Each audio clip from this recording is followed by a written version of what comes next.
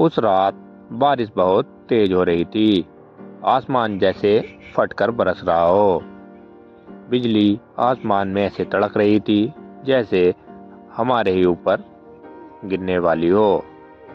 और उसी बारिश में एक 17 साल का लड़का अपने ही घर के दरवाजे के बाहर खड़ा था।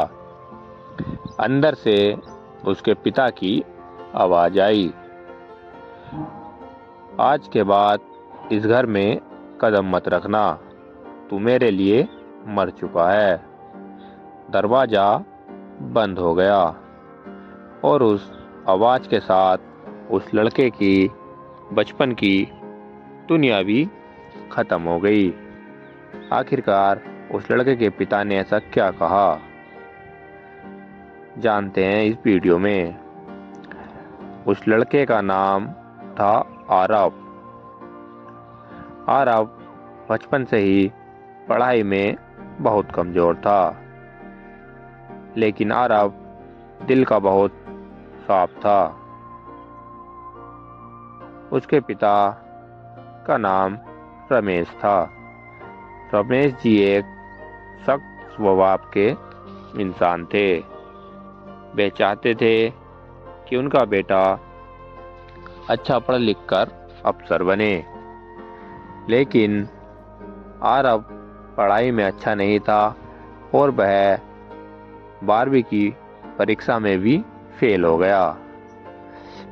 पूरे मोहल्ले में ये बातें चल रही थी कि बाप ने लड़के पर इतना खर्च किया और बेटा निकम्मा निकला। बाप की इज्जत मिट्टी में मिला दी और 12वीं में भी फेल हो गया। रमेश जी लड़के के पिता यह सब सहन नहीं कर पाए। गुस्से में उन्होंने आरव को थप्पड़ मारा और कहा, जब तक तू कुछ बन ना जाए इस घर में मत आना। आरव की माँ रो रही थी और वह रमेश जी को समझा भी रही थी, लेकिन रमेश जी को इतना गुस्सा था कि वे किसी की बात नहीं सुन रहे थे। आरव को रमेश जी की बात बुरी लगी और वह घर छोड़ के वहां से चला गया।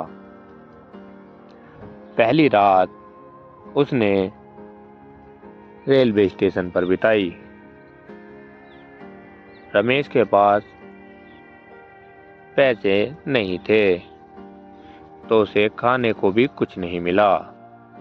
रमेश बारिश में भीग चुका था, भूखा भीगा हुआ, और रमेश अंदर से टूट चुका था। उसके मन में सिर्फ एक ही बात चल रही थी, क्या मैं सच में निकम्मा हूँ। लेकिन अगले ही दिन जब वह सोकर उठता है तो उसने एक फैसला लिया, अगर दुनिया मुझे बेकार समझती है तो मैं इस दुनिया को गलत साबित करके दिखाऊंगा।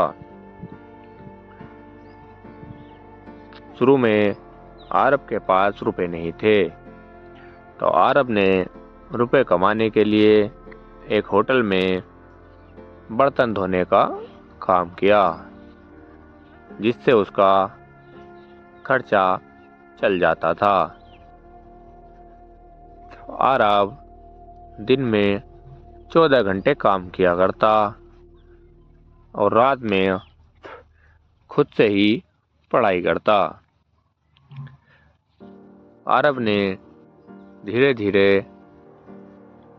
कंप्यूटर सीख लिया और कंप्यूटर के साथ ऑनलाइन काम भी सीखा। 5 साल में आरव ने अपना खुद का एक छोटा सा डिजिटल काम शुरू किया, क्योंकि यार अब कंप्यूटर में बहुत अच्छा हो गया था। कंप्यूटर की उसको बहुत नॉलेज हो गई थी।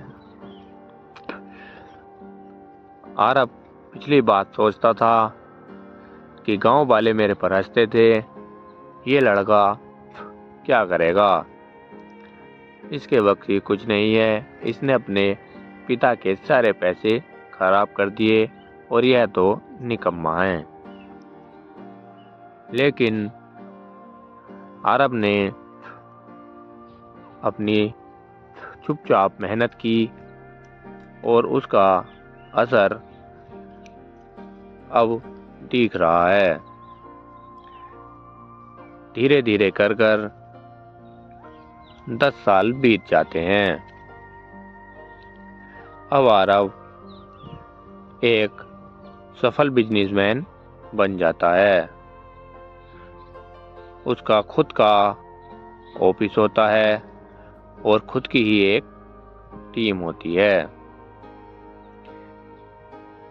लेकिन उसके दिल में एक खालीपन था और वह खालीपन उसके पिता के लिए था। वह अपने पिता से बहुत ही प्यार करता था। उसके पिता के द्वारा घर से निकाले गई बात पर वह बहुत दुखी था, लेकिन उसको अपने पिता की बहुत याद आती थी। एक दिन रमेश को एक खबर मिली, जिसमें खबर थी कि रमेश जी जो आरब के पिता थे, वे गंभीर रूप से बीमार हैं और बचने की कोई उम्मीद नहीं है। आरब तुरंत अपने पुराने शहर अपने पिता की खबर लेने हॉस्पिटल पहुंचा। लेकिन उसका पिता जब तक हॉस्पिटल से घर आ गए थे। जब आरब घर पहुंचता है तो वही दरवाजा जिससे आरब को पिछले 10 साल पहले निकाला गया था, लेकिन इस बार दरवाजा वह खुद खोलता है। जब वह अंदर देखता है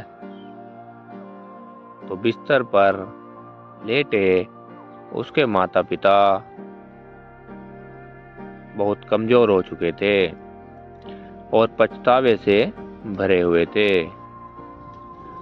उसके पिता रमेश जी की आंखों से आंसू निकल पड़े।